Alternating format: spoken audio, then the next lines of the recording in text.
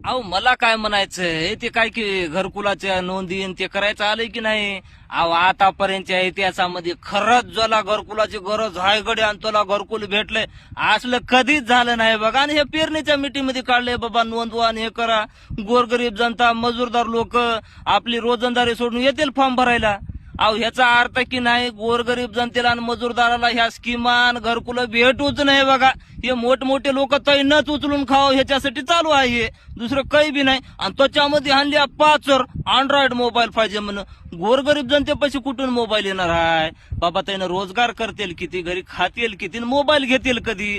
अहो हे ज्याला खरंच गरज आहे घरकुलाची ती असले काम आहेत की नाही पंचायती आहेत हो. त्यानं देखरेख करावं लागते. खरंच ह्याला गरज आहे काय त्याला घरकुल द्यावं लागतंय पंचायतनं. आणि माणसावर सोडला हेंड का